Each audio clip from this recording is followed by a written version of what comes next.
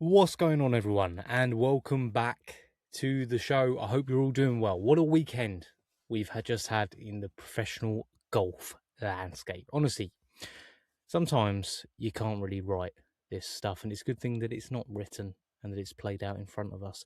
We've got drama everywhere, playoffs, breakthrough wins, massive storylines heading into a huge stretch of the season. So let's get straight into it for those of you that maybe don't know what happened, or for those that you do, a nice little recap.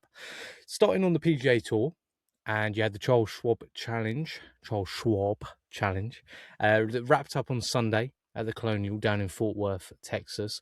One of the real sort of old school venues on the schedule. You actually had Kevin Kisner competing this week, obviously joined Barstool Sports and the Foreplay crew, and he went back out to compete as a previous winner, so it was cool to see him back out there. But it kind of shows that event clearly resonates with the touring pros.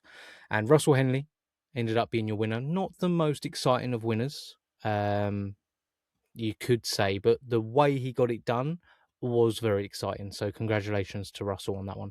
Seems harsh saying that about a guy that then birdies the last three on the bounce. Was it 16, 17, 18?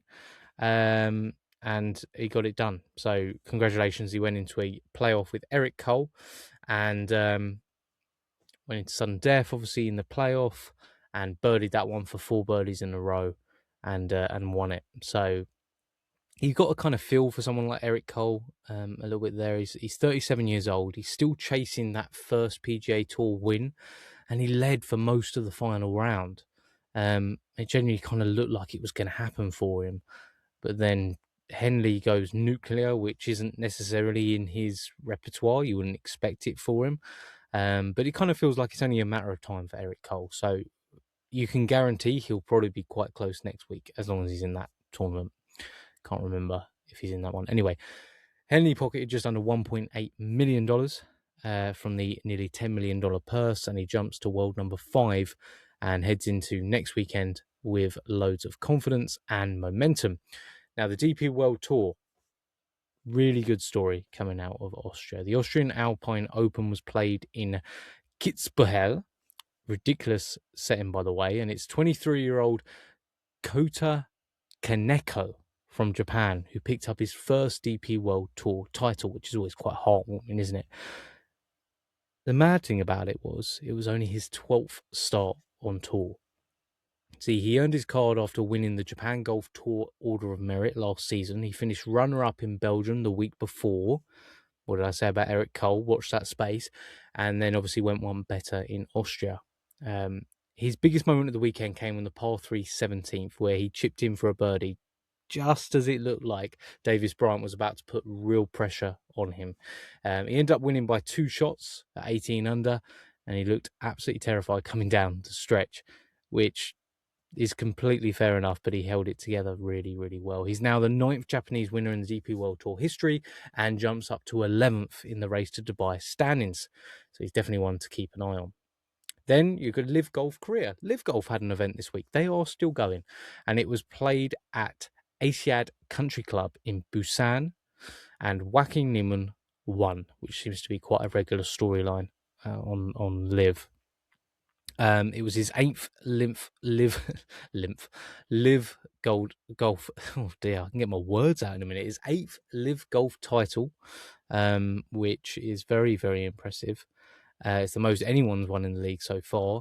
And interestingly, it's actually his first win of the 2026 season. So he had been somewhat quiet this season, but obviously he's ready to go. Taylor Gooch and him were going back and forth all afternoon. Taylor Gooch, the self-pronounced best golfer on the planet, and he finished tied at the top, and then Niemann shut the door pretty quickly in the playoff as he stuffed a wedge inside 6 feet and rolled the birdie putt in. Bryson returned to a bit of form. He finished 3rd, and Dustin Johnson finished 4th. So that's a pretty strong leaderboard.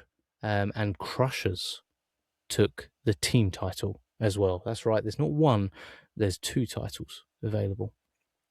So, looking ahead to the weekend we have ahead of us. I hope you all like this little segment at the start. I thought I needed to be a little bit more prepared with my intros, which have lacked recently. So I hope you all appreciate this. Looking ahead to this week, and it is a big one. The PGA Tour heads to Murrayfield Village for the Memorial Tournament hosted by the one and only Jack Nicklaus. And this year is the 50th anniversary of the event, so always a little bit of extra weight when that happens. It's a signature event, so that means a limited field, $20 million purse, and $4 million to the winner, and loads of storylines. $4 million, that's the amount that's going to be available in the Internet Invitational as well. So big number of the week. Scotty Scheffler's going for 3 straight wins at Memorial, which starts getting into Tiger Woods territory if he pulls that off. That would be pretty unbelievable. Rory McIlroy is back as well. He hasn't pulled out as of yet. Doesn't like playing a lot of golf nowadays, Rory. So let's see if he turns up. But Jack's event, I'm sure he'll be there. He's never actually won this event, despite everything he's achieved in the game. This one is one that he hasn't. So, you know, difficult for Rory to find incentive nowadays. There's one for you. Russell Henley arrives, obviously full of confidence after last week, and Aaron Rai tees it up as well for his first start since winning the PGA Championship at Aronimink. It should be an unbelievable week at Jack's Place. It always feels a little bit more special, that side of things, when it gets to the Memorial, and obviously teeing up ready for the US Open as well. So it's pretty exciting. It's definitely one of the bigger events of the PGA Tour calendar. DP World Tour, it's the KLM Open over in Amsterdam at the International, and LIV heads to Valderrama in Spain for LIV Andalusia, which sounds like a lovely golfing holiday, but it probably the best course they play all year. So that's a pretty iconic venue, so that will be very, very good. There's also a lot on the line because one of those Open Championship spots for LIV players is basically up for grabs over the next few weeks, and Neiman's currently in pole position after winning in Korea. So there is a lot to play for heading into Spain. Valderrama, great event. Andalusia, lovely place to holiday. So we'll see who holidays too much and who plays some proper golf, as it could get them into one of those major spots for the US Open. Bigger picture.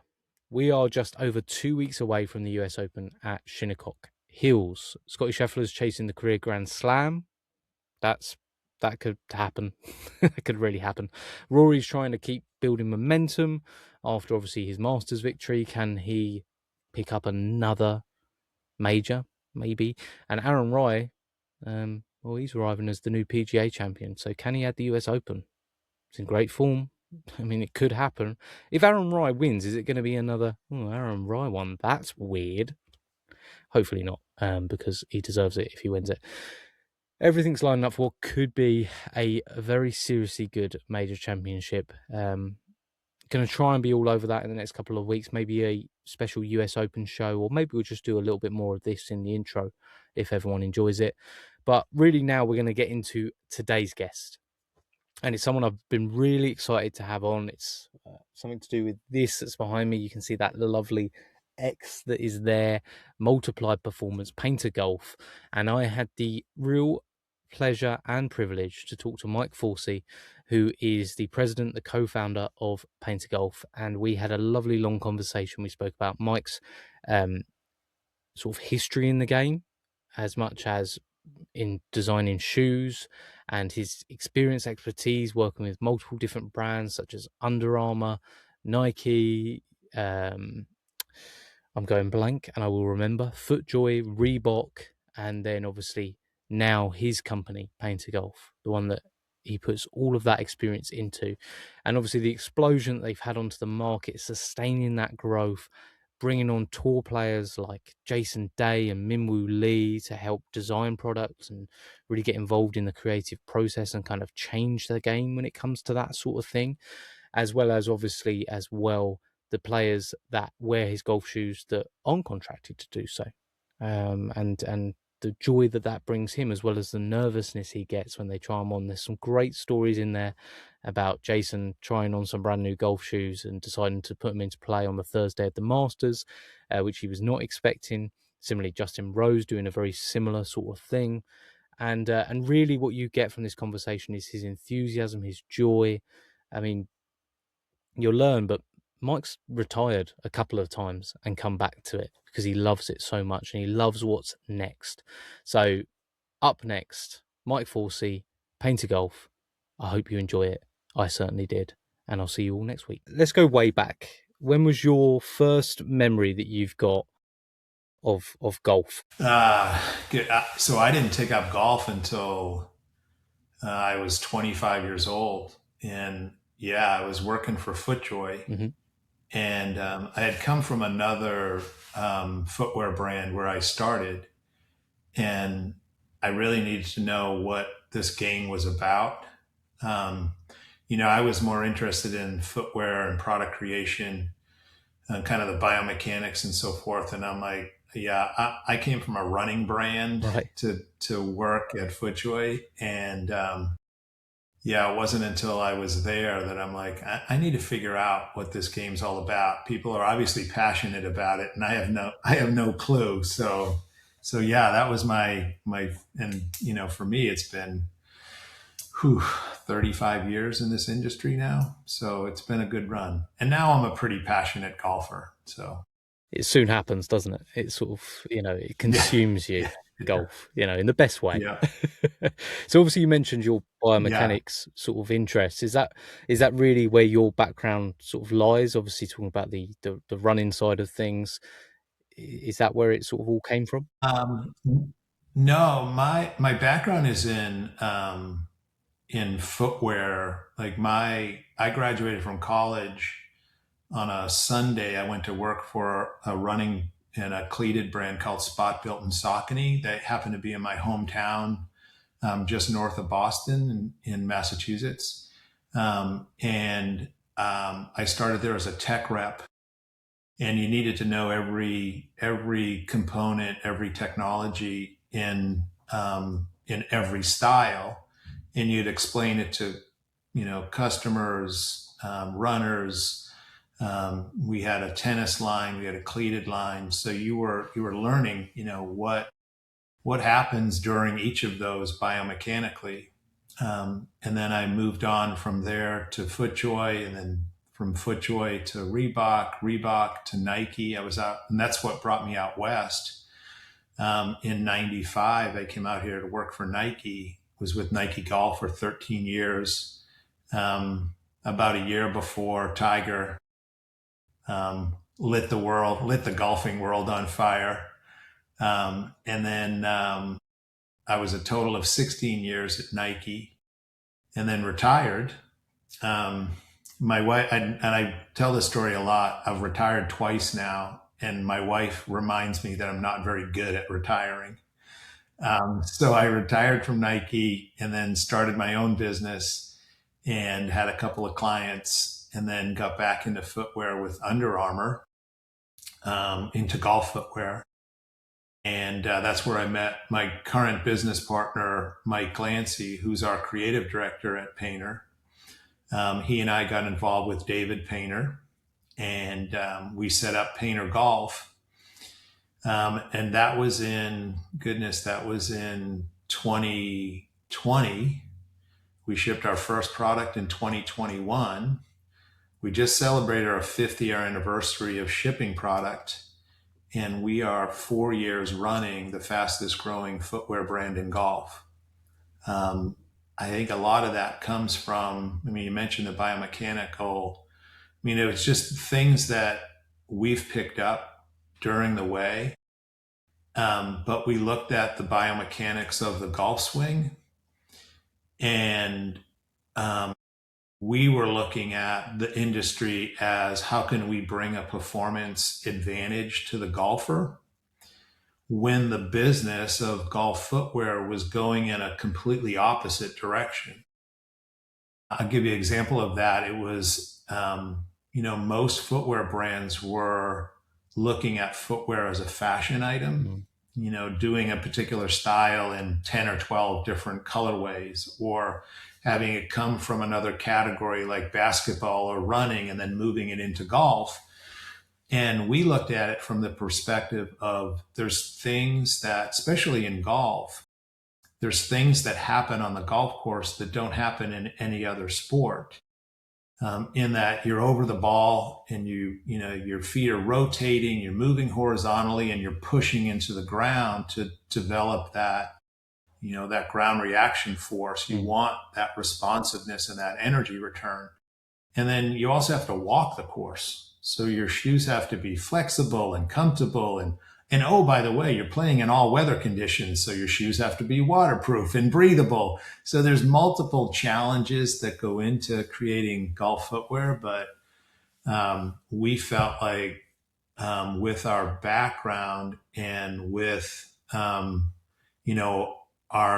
knowledge of what is happening, what are the on-course needs of the golfer, that we could bring a performance advantage to the golfer. And that's where we came up with the propulsion plate technology and our three-dimensional traction. And, from the first style that we introduced, the 001, until now, it's been consistent. It's in every one of our shoes. It's in spiked and spikeless. We've got more like athletic inspired, where the blocking, the upper pattern, they look more athletic, but they all have the propulsion plate technology. And now we're doing things that are more, classic. A mock welt looks like a traditional golf shoe would look, but with the same propulsion plate technology. So aesthetically, we can evolve as a brand.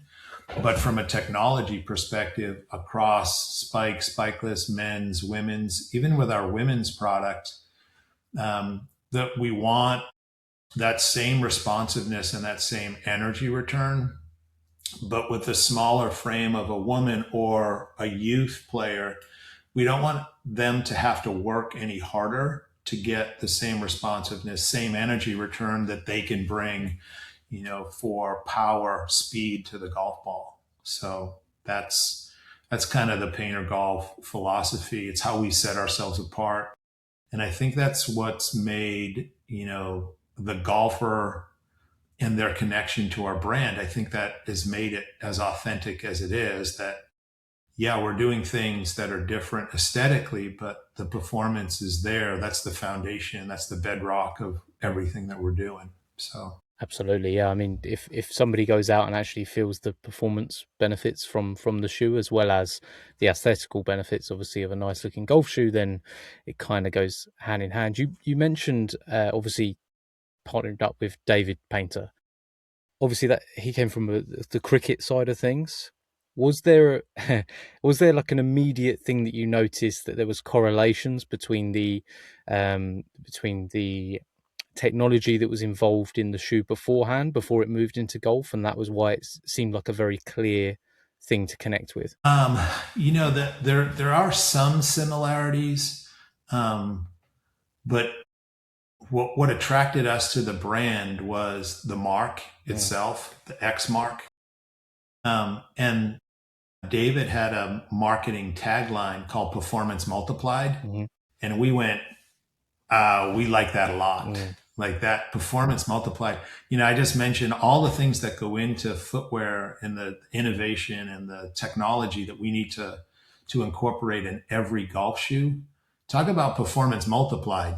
You gotta have, technology for the golf swing, to walk the course, for weather conditions, like all of those things, they all come together in a golf shoe. Mm-hmm. There might be other footwear styles that can bring that much technology. But here's another one. You spend more time in your golf shoes than athletes in any other sport. So you think about it. If you run, you might run for an hour if you're, a good runner and you're training. Basketball shoe, you might play for an hour. Football shoe, you might play for an hour and a half. You might take them off at the half. But your golf shoes, you could be in your shoes for 4 to 6, 8 hours. Tour players are in their shoes for 10 or 12 hours a day.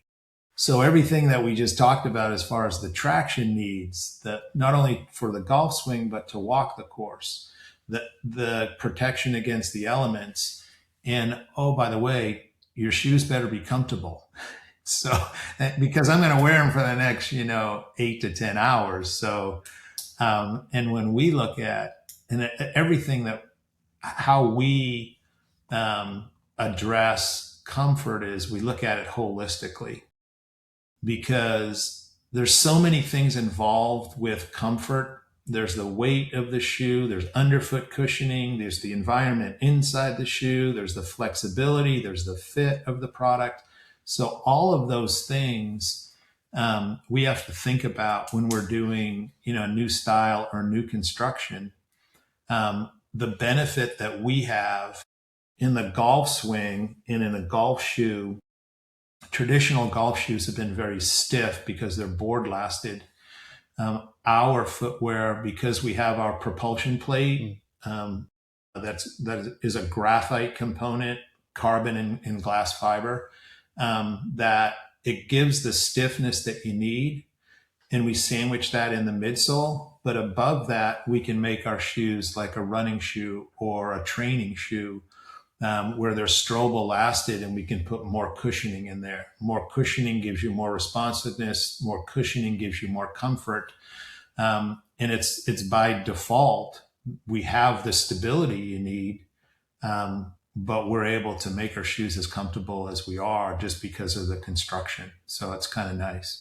Yeah, so I've felt the benefit of that. I'm somebody who needs a wide sort of toe box, and I can't have my like heels elevated massively either. Like that causes me quite a bit of discomfort. And I think when I first put on the shoe, that was one of my concerns, was like, okay, is it going to be all right in that front? But by far the most comfortable golf shoes that I've ever worn on the course, and I've put them to the test. I did a golf trip with 36 holes a day for like 2 days running, and I was golden. It was Excellent. It was really great to see, because also they're not, sometimes you see wide toe box sort of shoes and you kind of think, don't look great, that sort of look. They look more orthotic than you would like. Exactly. Yeah. I don't want to go out on the golf course in a pair of Crocs. Do you know what I mean? That's not really what I need. So to kind of have that traditional look, I was in the Tour RS, and to have that traditional look, the classic RS, sorry, was really nice. Also, that it kind of pairs well.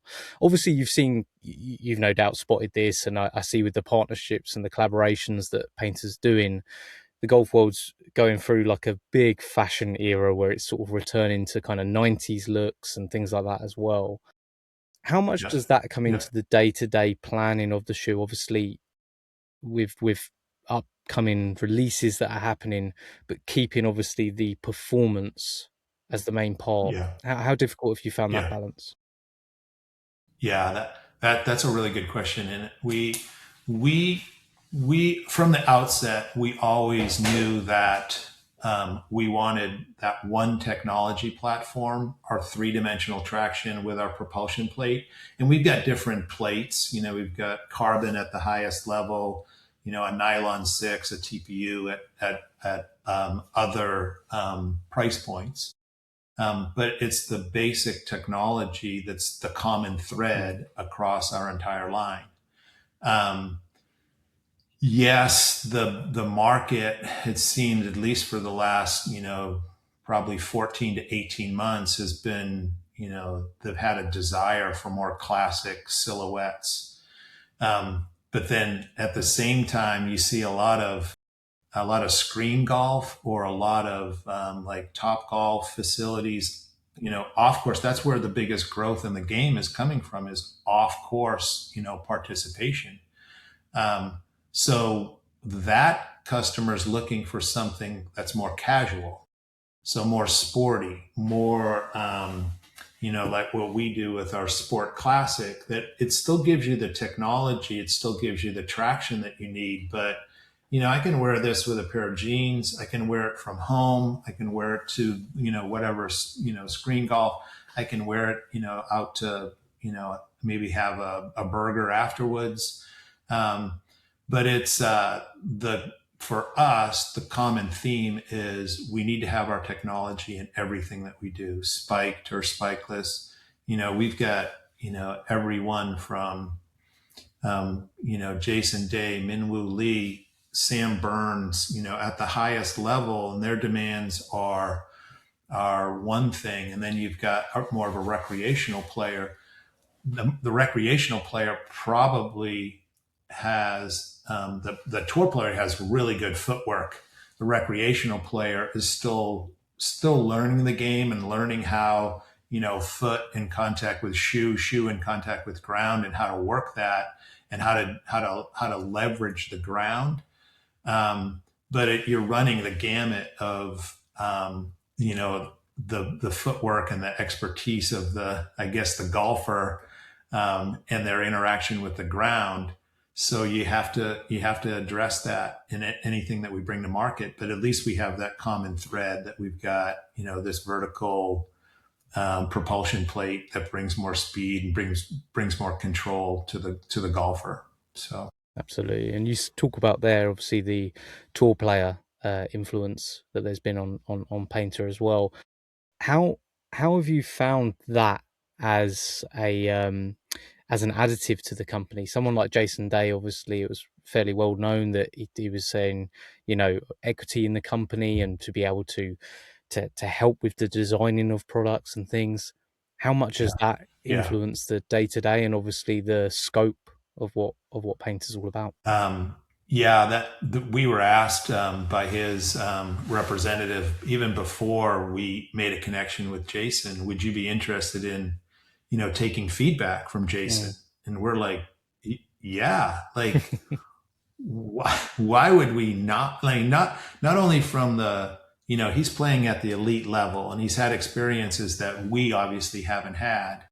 We're shoemakers, so we know how to put a shoe together, but whatever we can glean from Jason, we're like that makes, for like we're talking about it now, it makes for more of a richer storytelling as far as we've put this style together in collaboration with Jason. And Mike Glancy, our creative director, will probably say the same thing, because we've both worked at athletes. I'm going on my 35th year in athletic footwear. He's a little bit younger than me, and he reminds me on a regular basis, but he's worked with athletes for 20 years, and in all, mostly in all cleated sports. So baseball, football. I've worked with, mostly golfers. But even when we would do a signature model for an athlete, we'd get involved with them or meet with them 3 or 4 times a year. You show them inspiration, you show them line art, you show them the first round sample, and then you show, a confirmation sample. Jason is heavily involved. And I think that's kind of, that we're receptive to it, but it's also, his influence on the other athletes that we work with. Like, we're receptive to that. Mike has a daily, if not weekly, text exchange with Jason. Mike, have you thought about this? Would you think about this? The moving day gator was Jason's looking at a gator skin dress shoe that he had and said, hey, could we ever do this in a golf shoe? Hold on. Sure enough, we had line art, and then we had samples, within a couple of months. Wow. And that's been one of our most popular styles. So it's just, that kind of involvement. I mean, he's passionate about it. But I think there's a certain reception that he gets from the brand. Like, we're footwear geeks, we're product geeks, and we're looking for that input. Min Woo's been the same way. Hey, what about classic with some modern technologies? Okay, hold on, we'll sample that up. And it's that, we're not going through an agent, it's directly, to our creative director. But their input, I think it shines through in the product. At the end of the day, we're making a really good product. There are times where, Mike and I go back to the Masters 2 years ago, and this is before we launched Jason's 87 shoe. And we were still experimenting with the graphite propulsion plate, the stiffness of it, the flexibility of it. and we were sampling multiple options. And Jason got one of those options the Wednesday of Masters Week. And we're like, we have no expectation you will put this in play. Please just wear it around wherever you're staying, wear it around the house. He puts it in play on Thursday. We're like holding our breath, and he's putting it in play. You may have already seen from the wonderful display behind me that I have partnered with Payntr as the official footwear sponsor of the Birdie Golf Club podcast, and I am so happy to have done that. Payntr golf shoes are incredibly comfortable, first and foremost. Take it from me, I am fussy, and I've got funny feet as well. And the Payntr golf shoes fit me perfectly and are extremely comfortable, but also they are just full of tech to be able to empower you to play the best golf possible. Payntr believe in walking the course, and as somebody that enjoys conversations, enjoys the environment of golf, walking the course is the best way to do that, and you get to fully experience golf as it was intended. You can't do that if you're not in comfortable footwear. Payntr are giving you the ability to do that week in, week out, round in, round out. So head over to payntrgolf.co.uk and make sure to use the code Birdie Golf Club Podcast, and that will get you 15% off these selected collections, and they're one of the best collections available anyway. Speed Classic, the Jason Day inspired and helped create golf shoe. The Sport Classic and the Reserve Classic, inspired and helped by Min Woo Lee. Head over to payntrgolf.co.uk, get yourself the best golf shoes in the game and look incredible whilst you do it, so you can go on and walk the course.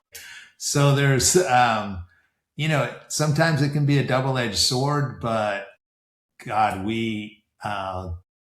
it's been so rewarding for the brand to have, just his passion for putting, not only his passion for the brand, but passion for putting something different in the marketplace in golf footwear, where, it's been, the golf footwear space has been stale for a long time, and having that in combination with, our expertise and our passion to do the same thing it's a winning recipe. At least it's been working so far. So yeah. I mean, it's so interesting because you're talking about obviously performance first as the sort of idea behind the brand. Like, let's make sure that is what happens. Performance multiplied is what we're all about.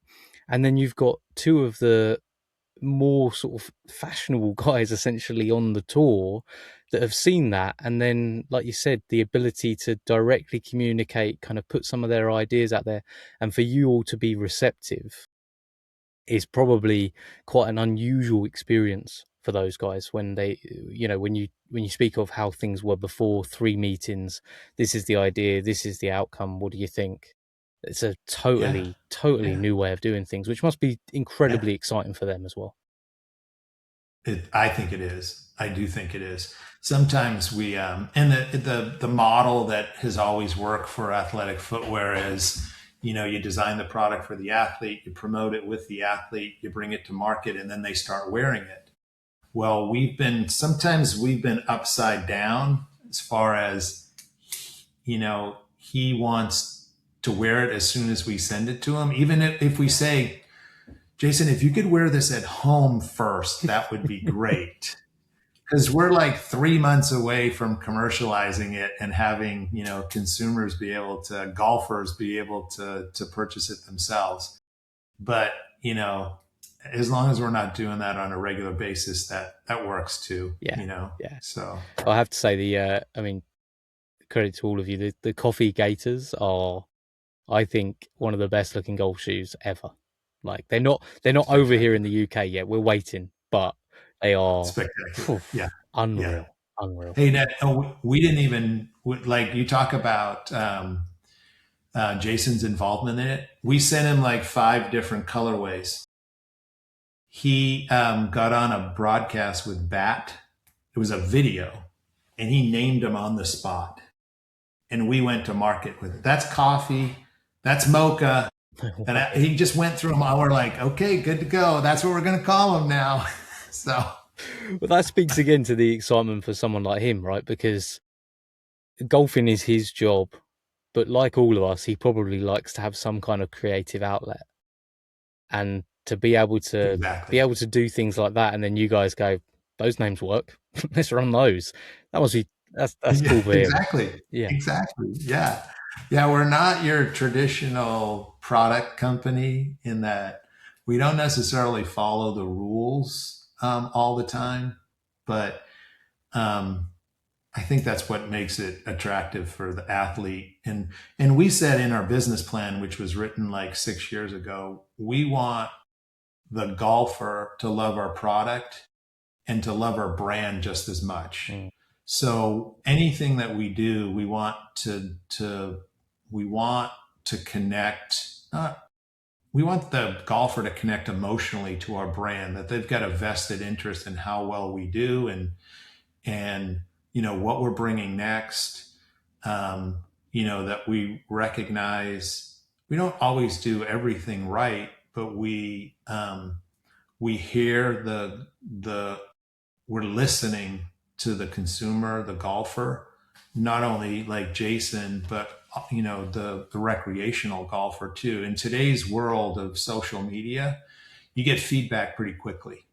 Some of it, some of it's spot on, but you don't necessarily want to hear it in the moment. But you think back 15 years and you wouldn't get that kind of feedback as quickly as we have, and you wouldn't be able to react to it as quickly as we're able to react. So it's a good thing to have. Absolutely. So, and does it I'm wondering if there's ever been like a surprise athlete wearing the shoe, because I'm aware there's obviously some guys that aren't contractually obliged to wear the shoe and they choose to. Has there ever been someone where they've popped up on the TV and you're like, oh, no way? yeah, we've had that multiple times. I'll give you one that has worn our shoe for going on 15 months now. And he was having some foot issues with another brand. And it was at Bay Hill 2 years ago. And he gets them on Tuesday. And he said, oh, I'll just wear them on Wednesday at the driving range. Hits balls in it. I'll just wear them in the Pro-Am. Okay. And he said to his trainer, I think I'll put him in play tomorrow. And we're like, what? We went from, you got him on Tuesday, you put him in play on Thursday, and we're watching television, and Thursday, Friday, he's right there in our product. So, and that's Justin Rose, by the way. Okay, sure. Yeah. Yeah. So, I was thinking sort of, I'm trying to put things together of which athlete it was. And he's very meticulous too about his equipment, and what he wears and what he puts on his feet and what he puts in the bag.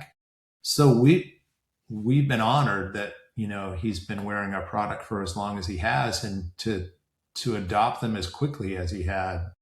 Although it made us nervous to begin with.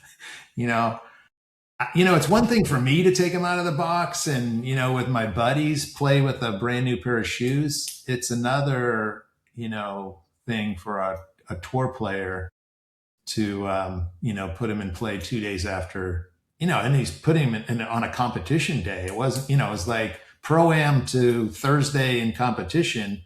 So it kind of speaks to the product, but it still makes you nervous. Yeah. Do you think that nervousness will ever go away, Mike? I mean, you talk about the amount of years that you've been doing I hope this. not. No, I hope not. No. It's kind of like when you're in competition yourself and somebody asks you, do you ever think that, that nervousness and that apprehension on the first tee will ever go away? And you're like, I hope not. Yeah. Because then you don't care about the outcome at that point. So no, I hope not. Yeah. That's the excitement of the job, right? That's why you love it. That's why you do it. Exactly. Yeah, I was asked the other day what my favorite shoe that I've ever worked on, because like I said, I've been doing this for 35 years. My immediate reaction is the next one. like whatever we're working on, because like we're working 12 months out, so we know what's coming. So, and we're always trying to look to improve on what we've done in the past. I don't even know where that answer came from. I just immediately went the next one. So it makes sense. I mean, it's still fun. You spoke about the fact that retirement didn't quite work out for you in many ways, and that's probably part of it as well, right? Because what's next? Exactly. You know? Yeah, exactly. I wouldn't know what to do in retirement, so and it wouldn't be golfing every day. I know that it'd be just too much. I wish I couldn't. Yeah. I get too frustrated. Oh, don't. Yeah, join us, Mike. That's exactly what golf is all about. You spoke before of obviously the influences you've had over the years of working for, Nike, Under Armour, FootJoy, Reebok. Are there any experiences from working with those brands that you really took with you and perhaps are just sort of lodged with you that you still put into play each day now? Is there anything that particularly sticks out from that time? Maybe a player that you've worked with, whoever it may be? I think those brands that I've worked for that put product first and put the consumer and product as it relates to the consumer.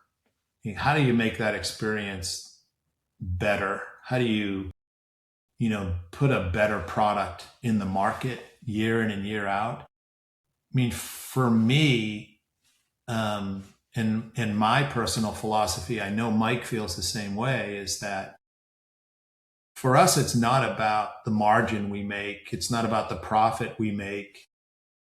It's about the satisfaction that comes from making a really good product and somebody saying, yeah, you've made a really good product. And, I think sometimes brands lose their way with regard to the focus, the maniacal focus on making really good product. That's never going to happen to us. If it does happen to us, we're out. Like when it becomes about selling stuff, we're out.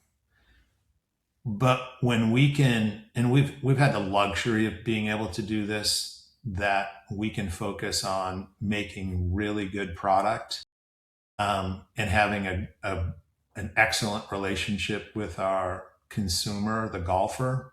I mean, that's everything for us. That's the takeaway that I would have, is that every successful brand that I've been with, they focus first and foremost on the product and bringing, excellence in that area.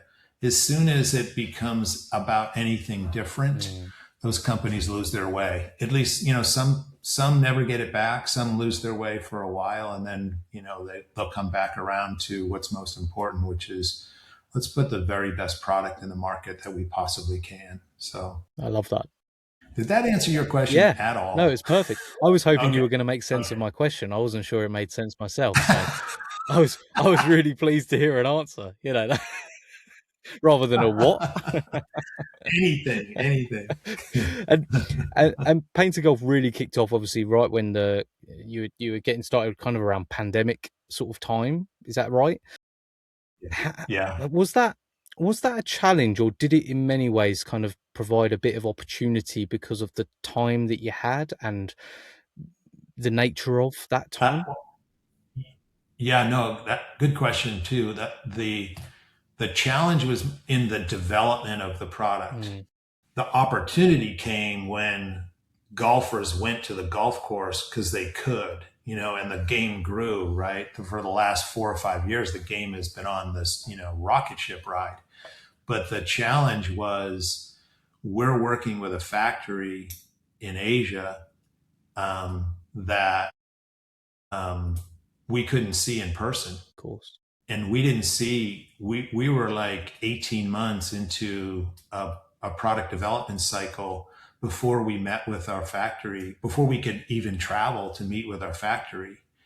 And, that was the challenge of being, right in the middle of COVID when we launched the brand, the the downstream effect of that was just the growth of the game during that. And that obviously that fueled us, that helped us. So yeah, I can't imagine. I've spoken to a few people on the podcast, and everyone has their own experience of that time, but I guess for you, like you said, the main worry was just, is this product's going to be what we envision when we actually kind of receive it? yeah, That must have yeah, been that must have been stressful.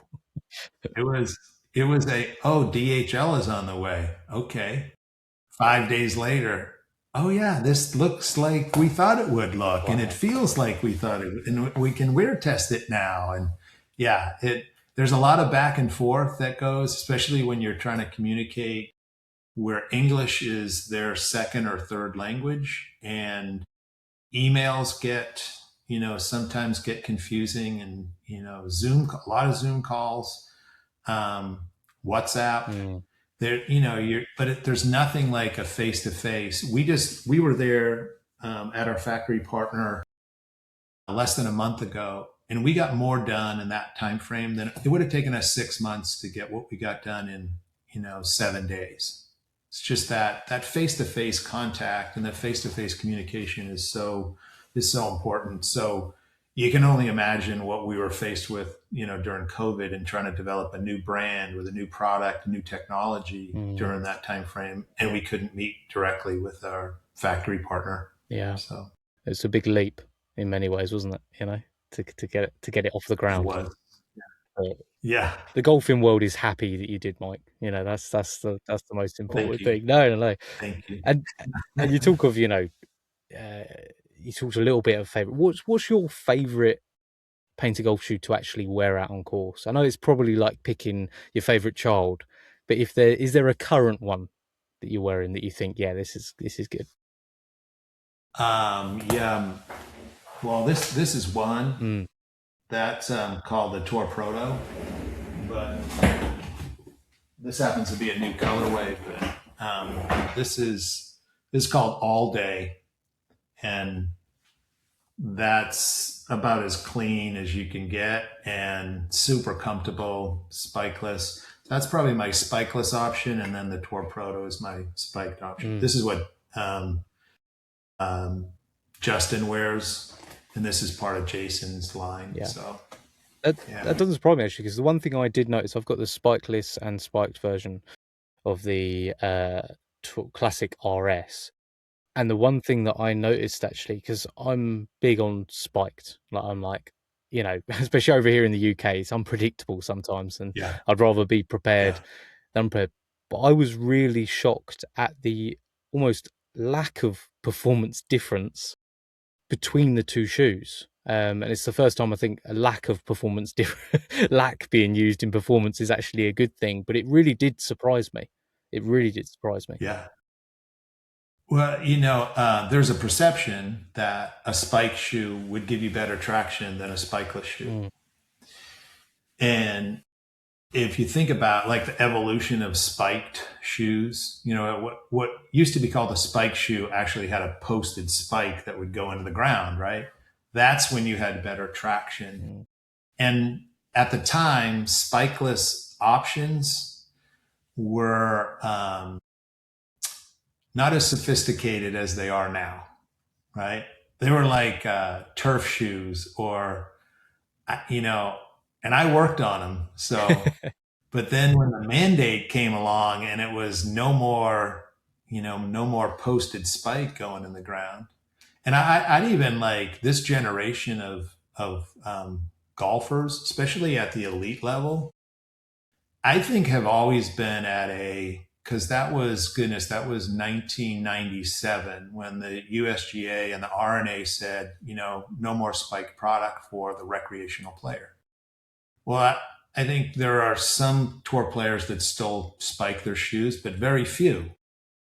But if you can, you're putting your, 9 to 11 spikes per half pair into the ground, you're going to have really good traction. You take that away, it's a different feeling, especially when you're looking at guys with 110, 120, that really push into the ground. So I think the player, that grew up during the posted spike era probably had a competitive advantage versus the current tour player. But I think when you look at this spiked outsole, and it's got so much surface area and so many traction elements on it that you get a coefficient of friction, right? Because you have all of that surface area that's in contact with the ground, but then different shapes. So we've got more of a rounded shape for like penetrating into the turf, and then more of a chevron shape to prevent rotation from happening. When you look at a spiked outsole like this, those spikes sit proud from the outsole for a reason.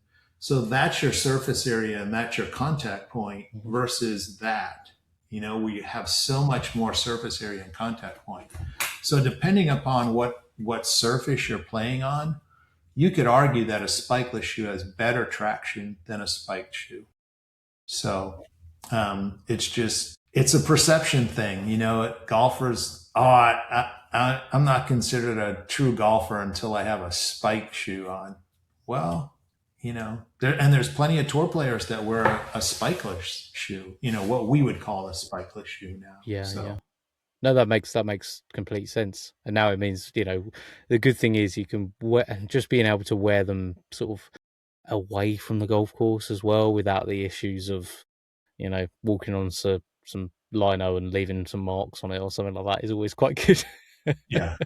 In clubhouses. Yeah, the clubhouses. 200-year-old clubhouses where you're wearing down oak floors. Yeah, that doesn't happen anymore. Doing a service. We talk about this as this is convenient traction, so you can wear this from home, and this is renewable traction. So if those spikes wear down, you can just replace them, and you got traction. So you got they're from a traction perspective, they're pretty similar, but just from an end use, you can renew, or you can it's more convenient.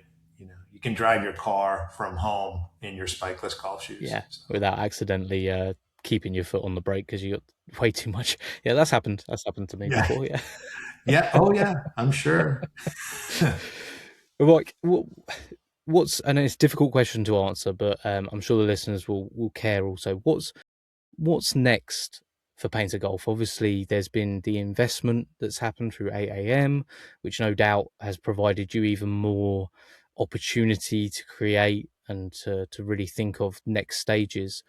What can people expect from Payntr moving forward? Well, there's plenty of upside in footwear, and we have distribution here in North America. We have distributors in Japan, Korea, Southeast Asia, Australia, New Zealand, South Africa, and the UK and Europe. So there's plenty of doors, there's plenty of opportunities to expand the business. Our focus for fall, kind of this summer and fall, is more women's product. So more styles, more colorways, more styling options, classic and sport, because there's growth in the game there. More off-course options, so that, that screen golf, that, because that subset of golfers is growing annually. And I think, that there's some that play both and feed into on-course golf, but then there's some that just off-course golf is their thing. So looking at that as an opportunity. And then I think the last thing would be just more a product extension, into, more headwear, more apparel, or apparel for the first time. I think our challenge there, I spent a little time at the beginning just talking about our positioning, which is about bringing a performance advantage to the golfer. So we need to figure out how to do that in apparel, or it would be inconsistent with who we are as a brand. But there's plenty of, fabrications, there's We can look at biomechanically what you need from a movement perspective, or this natural movement of garments. There's things that we can look at there, but it needs to be consistent with who we are as a brand, Yeah. which is we want to bring a performance advantage to the golfer, and in an authentic way. So that would be where we would grow, would be in kind of those areas. Yeah. Well, I think that, consumer of those products can be safe in the knowledge that, like you've said before, you wouldn't do it unless there was the performance element to it. So I'm pretty sure Exactly. people will Yep. patiently wait and see what's coming on that front. The part I'd kind of forgot to mention before was obviously the women's golf shoe collections that you're bringing out. That seems to have made a real splash because of the options that are now available, which before kind of across most golf shoes just weren't really there in the women's game, which is surprising, really. Exactly. Exactly. It's funny that the market where it used to be and where it's at now, and this has come 180, and I think in like the last 3 or 4 years, it's come 180. Um, the women would look at golf as that, oh, I have to get golf shoes. And they wouldn't necessarily look above $100. Well, it's difficult for $100 at retail. It's difficult for us with all the technology that we put in our product to get to that price point. So we were hesitant when we first launched our product. Our lowest price point is 140, 150, 160, but it's chock full of technology. The same thing we talked about. Our midsole is engineered for that player.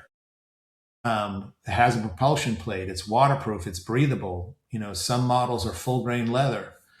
And we were pleasantly surprised to see the response. And I don't know if that's been just the consumer being more receptive to it, if there's been an influence from, husbands, boyfriends, tour players but we've been pleasantly surprised with everything that we've launched, and so much so that we want to get more women's models to market as fast as possible. So fall of this year, spring of next year, we'll be bringing more and more women's product. So That's exciting because, yeah, like you said, it's just a surprising part of the game that, you think with the fashion options that are available, and, I think of my wife, and if she was to play the game, she would be interested in that kind of thing, probably way more than what I am. So it makes sense that there's got to be the options available, and then sort of price point is almost an afterthought, really. If it's the shoe you want because of a certain way it looks, way it performs, then don't worry about the rest of it in many ways, isn't it? Yeah, no, exactly. And the days are gone where you can just, we used to call it shrink it and pink it. Yeah. Can't do that anymore. Different foot type, different movement, different body type. The fit requirements are different. The performance requirements are different. So you need to design something specifically for that golfer. So That's brilliant. Well, Mike, it's been a real pleasure to have your company for the last sort of basically in the last hour. I personally, the Payntr Golf shoes, I'm so happy I get to wear them on the course, get to represent the brand, and sort of and bring people stories like this on the podcast as well, to be able to understand, because I always think it's the people behind the brands that are some of the most important people, because if you get to know their story, then suddenly that product means so much more. And I think Payntr probably really, replicate that same idea, it seems, from the conversation that yeah, we've had. yeah. Well, it's that, and thank you very much for inviting me to come on. It's, we are a young brand, but when you look at the experience that is at our brand, it's kind of that 10,000 reps, 10,000 repetitions, and there's no such thing as an overnight success. Well, my partner and I, we've got 55 plus years experience, mostly in golf footwear, that, that have founded this brand and continue to, fuel this brand. We're an overnight success, but it took us a long time to get here. It's, and, even 5 years has been this, like, after year one, are we going to make it? After year two, are we going to make it? And, now we're like, now we're loving what's happening. But I'm also apprehensive about, how do we keep it going? How do we, and that's where you need to stay disciplined, like we talked about, just making the very best product, getting it in the market, and it's got to resonate with your golfer, with your customer. So your thank you. enthusiasm sort of shines through, Mike. The nervousness you have over new products is both surprising but also sort of quite heartwarming in many ways. That carries on, no matter how much experience you've got. That always carries on. So I love that. I think. Now, do you broadcast this just about bedtime in the UK? Because when you have guests like me, it helps them like kind of roll in to listen to this broadcast and fall asleep to Mike Forsey, president of Payntr Golf. If it makes you feel better, Mike, I actually one of my jobs is that I used to read bedtime stories for children, basically audiobooks. So Okay. If there's one of us that's going to be way more monotone, I promise you it will be me. Okay. So no, it's brilliant. Thank you, Mike. All right, you got it. Thanks, Dave. No.